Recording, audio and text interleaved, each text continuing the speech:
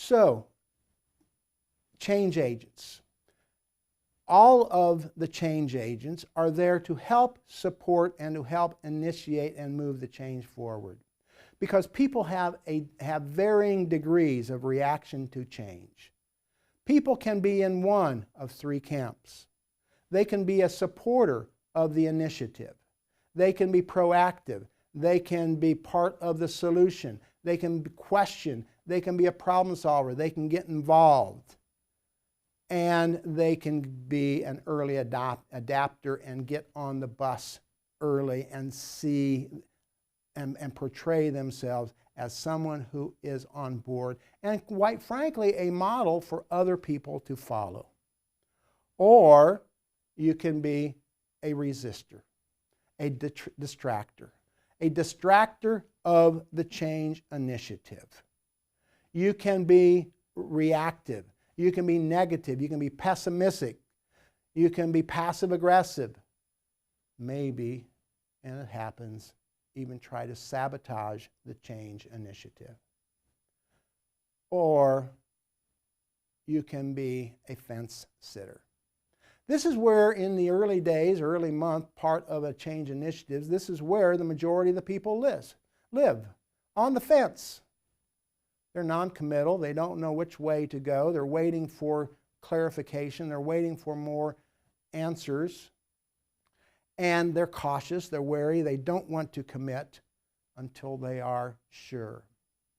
So if we have 40% of the people on board in the proactive camp, if we have 50% on the fence, and we have 10% who are total distractors to the change initiative, where should you spend time?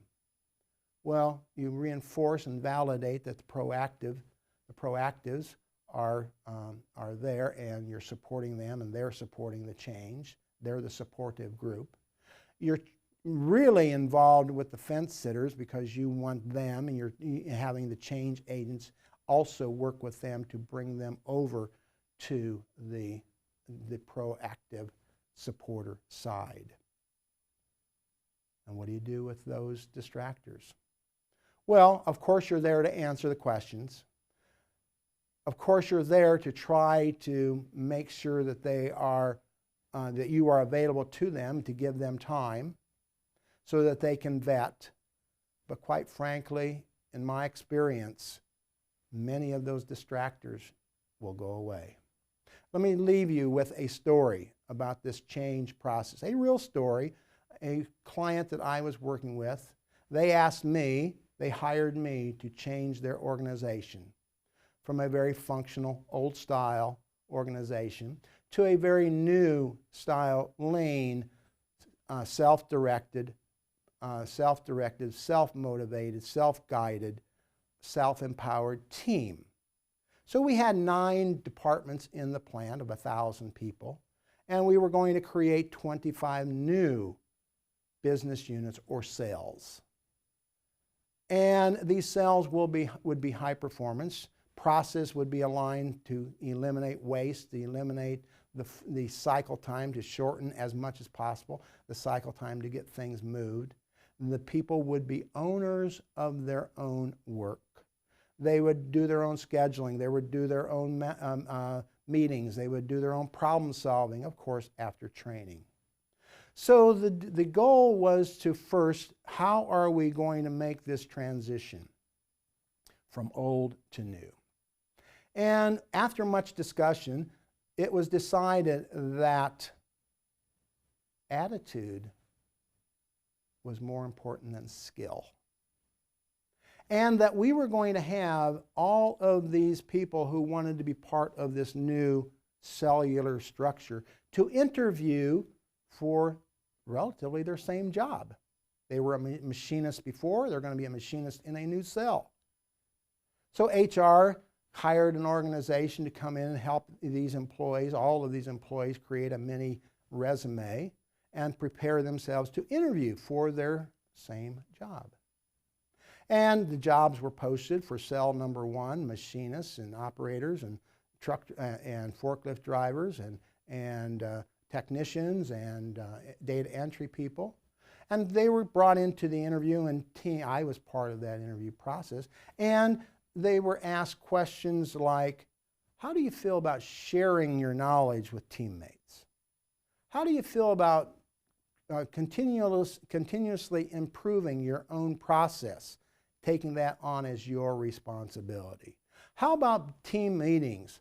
How about being responsible for your own metrics for the performance of your cell?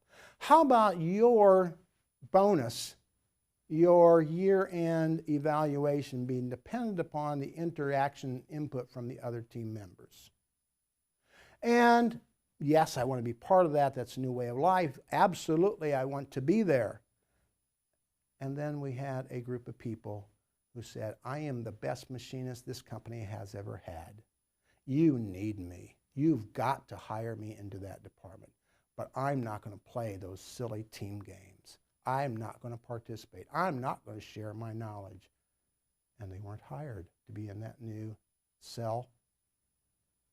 And they posted and they wanted to be interviewed for the second cell. And they gave the same answers. And they weren't hired a second time, or a third time, or a fourth time. And all of a sudden, the 25 cells were filled up, and we had a group of some 24 people, distractors, who said, you need me. You can't let me go. I am the best, highest skilled, most competent machinist that you have ever had in this company, but I'm not going to play those games. And the company said, we have no place for you. Choice is yours. Supporter, early adapter, fence sitter, or distractor. I, based upon a lot of years of experience, can tell you that organizations view supporters with a lot more importance than they do distractors. I hope you choose the right course, and I hope you enjoyed this journey through organizational change and behavior. Thank you for participating.